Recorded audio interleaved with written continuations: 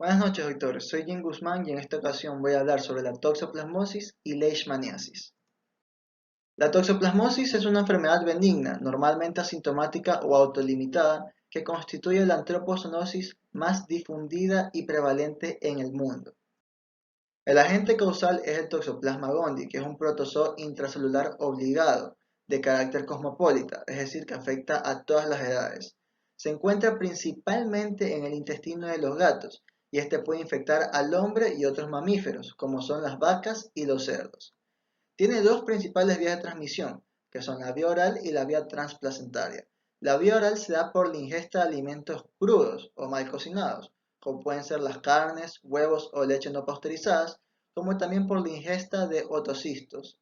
Estos otocistos se van a encontrar en las heces de los gatos y los humanos se van a infectar al estar limpiando o manipulando los areneros. La vía transplacentaria se da cuando sucede la prima infección durante el embarazo.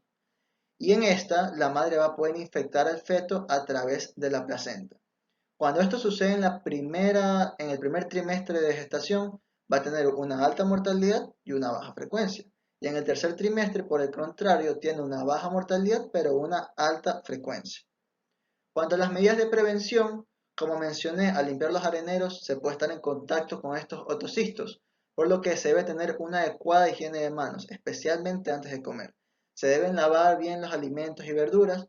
En caso de realizar jardinería se deben utilizar guantes como protección. Asimismo, al limpiar los areneros se deben utilizar mascarillas y protecciones y se deben cocinar bien los alimentos. En cuanto al cuadro clínico, este va a depender según el tipo de paciente. En la población general, la población sana, normalmente será un cuadro asintomático, pero en ocasiones puede presentar síntomas inespecíficos y leves, como son cefaleas, mialgias, malestar general, los cuales constituyen la fase aguda de la enfermedad. Pero por otra parte tenemos dos grupos de riesgo, que son los pacientes inmunodeprimidos y las embarazadas. En los pacientes inmunodeprimidos, aquí como tal ya se va a dar la fase crónica de la enfermedad, siendo lo característico una encefalitis por toxoplasma y la corioretinitis. En estos pacientes van a aparecer manifestaciones como afectación del estado mental, convulsiones, signos cerebelosos y visión borrosa. Y en las pacientes embarazadas, a nivel del feto va a haber también afectación cerebral, puede haber amelia, que es la ausencia de una extremidad, o inclusive el aborto. Se pueden presentar otras manifestaciones de las cuales destacan la ceguera, la corioretinitis y el retraso psicomotor. Cuanto al diagnóstico, se utiliza serología como son la lisa, hemaglutinación, inmunofluorescencia o Western blot para la detección de anticuerpos IgG, IgM, IgA e IgE, como también el test de avidez de IgG, que este último es el que está indicado para las embarazadas. La técnica de Sabin y Feldman es la prueba de referencia para el IgG, pero solo se encuentra en laboratorios altamente sofisticados. Los exámenes de gabinete están las radiografías, resonancias, ecografías, pero lo más característico es lo que se encuentra en una tomografía computarizada. Como se observa en esta placa de un paciente con VIH-Sida, se observa una masa hipodensa, ocupante de espacio, que tiene un halo y también va a estar rodeada de bastante edema. Cuando el tratamiento se administra una combinación de 25 miligramos de pirimetamina más 500 miligramos de sulfadoxina. Estas aquí se van a administrar por vía oral 3 veces al día y estas aquí no están presentes en el país, por lo que aquí se emplea lo que es el trimethoprim sulfametosazol o clindamicina. La espiramicina, por otra parte, esta va a ser la de elección en las embarazadas, que obligatoriamente solo se puede usar espiramicina en las primeras 20 semanas de gestación, en dosis de 3 millones de unidades internacionales cada 8 horas durante 3 semanas. Cuanto a la leishmaniasis, esta es una enfermedad zoonótica y de transmisión vectorial que constituye un problema de salud pública en las Américas. El agente causal es un protozoo perteneciente a la familia Trypanosomatidae, género Leishmania, los cuales contienen alrededor de 22 especies que son patógenas para el hombre, que están agrupadas en los subgéneros Leishmania y Viania. Los vectores son los flebótomos, de la familia Psychodidae del género Lutzomia, conocidos como mosquitos Lutzomia. Los reservorios, además del hombre, son los animales domésticos, siendo lo característico los perros, y animales silvestres como los marsupiales, roedores o primates. Las medidas de prevención son similares al dengue, como el uso de repelentes, mosquiteros, mallas metálicas en las ventanas, el uso de prendas largas, evitar ir a zonas en las que haya un alto número de vectores. Y a diferencia del dengue, aquí va a haber un esquema de vacunación que lamentablemente solo está disponible para los perros. A día de hoy no se han demostrado que existan vacunas que sean eficaces en humanos para prevenir la leishmania. En cuanto a las manifestaciones clínicas, estas tienen un polimorfismo clínico con tres presentaciones clínicas, que son la leishmaniasis cutánea, la mucocutánea y la visceral. En la cutánea inicialmente va a aparecer una mácula pequeña de alrededor de 1 o 2 centímetros que luego se convierte en una úlcera pequeña.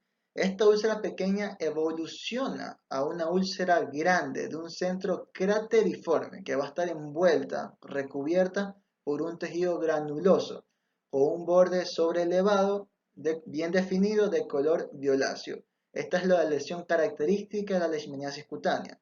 También puede aparecer a nivel del pabellón auricular lo que se conoce como la úlcera del chiclero, que puede provocar tanto deformaciones como mutilaciones. La leishmaniasis mucosa mucocutánea, el agente causal va a ser la leishmania brasiliensis y esta corresponde al 4% de los casos. Aparece después de una leishmaniasis cutánea, aproximadamente unos meses o años después de esta, y por eso siempre se debe buscar la cicatriz que deja la lesión cutánea.